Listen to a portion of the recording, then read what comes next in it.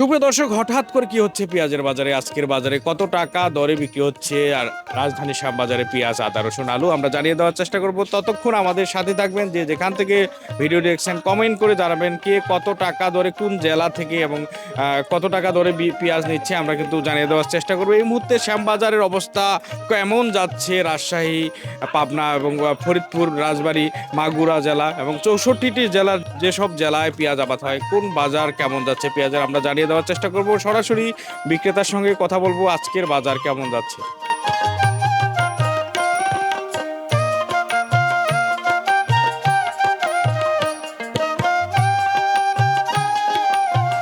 সুপ্রিয় দর্শক, এই মুহূর্তে অবস্থান করছি রাজধানী শ্যামবাজার পেঁয়াজের পাইকারি আড়তে। আজকের বাজারে কি অবস্থা যাচ্ছে পেঁয়াজের বাজারে আজকে শুনবো আজকে প্রবীণ ব্যবসায়ীর কাছে আজকের বাজারে কেমন যাচ্ছে।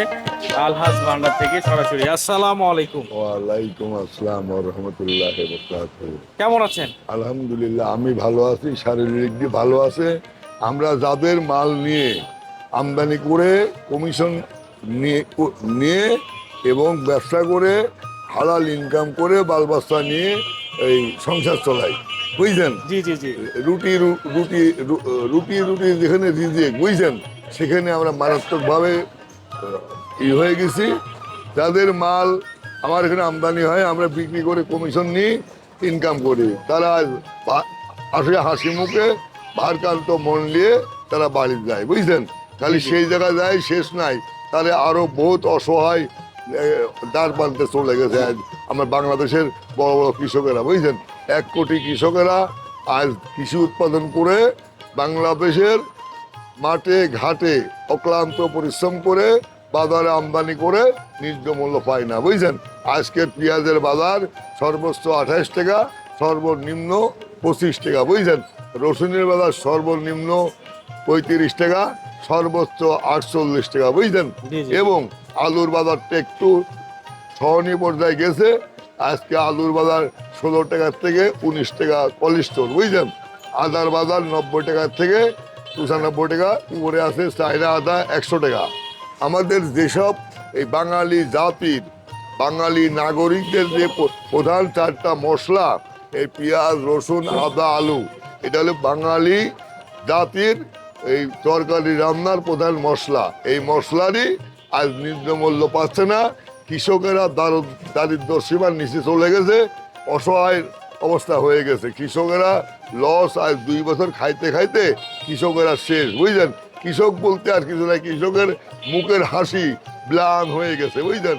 আজকে মনে করেন যে এই মধ্যপ্রাচ্যের যুদ্ধে, বুঝলেন, মধ্যপ্রাচ্যের যুদ্ধের কারণে, এই নেতানিয়াহুর নোংরা রাজনীতির কারণে আজকে মধ্যপ্রাচ্যের এই যে তেলের আগুনের তাপে গোটা বিশ্ব পুড়ে ছাই হয়ে গেছে, বুঝলেন।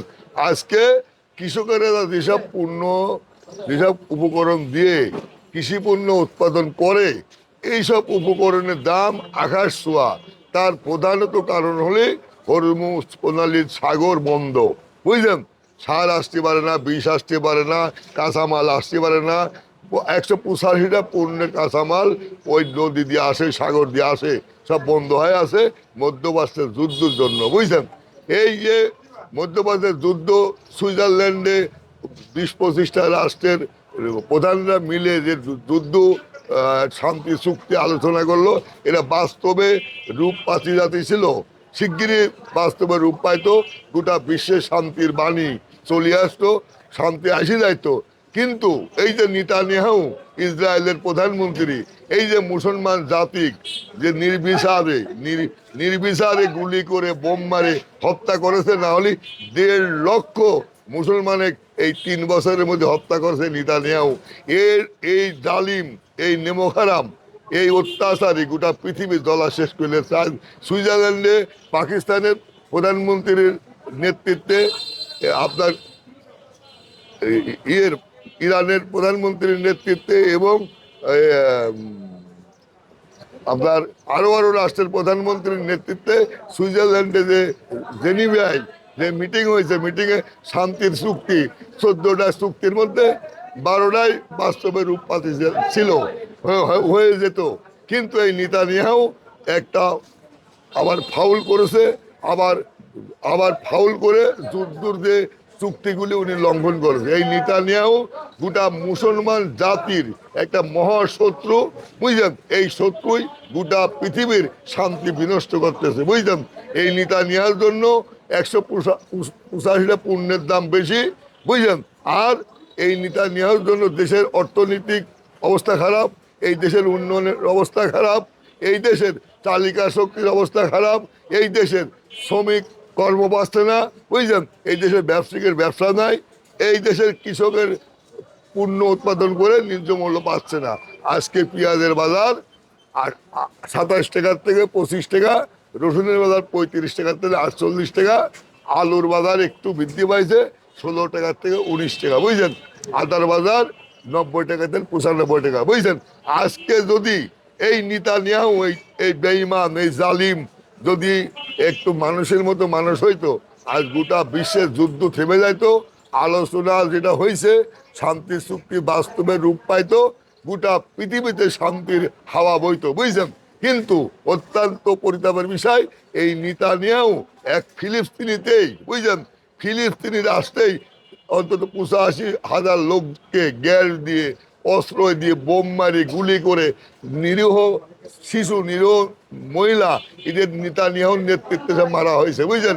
বাংলাদেশের মোট সাদা কাগজে যদি লেখা হয় নেতানিয়াহুর নির্মম অত্যাচার আর জুলুম, এই সাদা কাগজ শেষ হবে, এই জুলুমের কথা শেষ হবে না, বুঝছেন?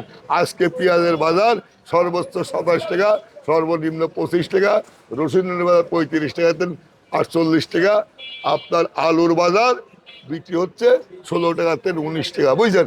আদা হলে 45 টাকা থেকে 90 টাকা থেকে 95 টাকা, বুঝছেন?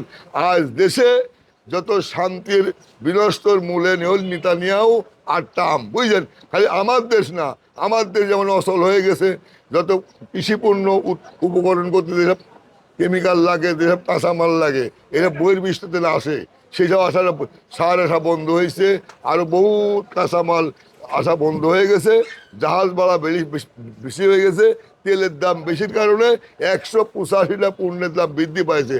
আজ তেলের দাম যদি সহনীয় পর্যায়ে আসে, একদিনের মধ্যে 185টা পণ্যের দাম কমে যাবে, যে কৃষি উপকরণ যত আছে সব 50% দামে চলে আসবে।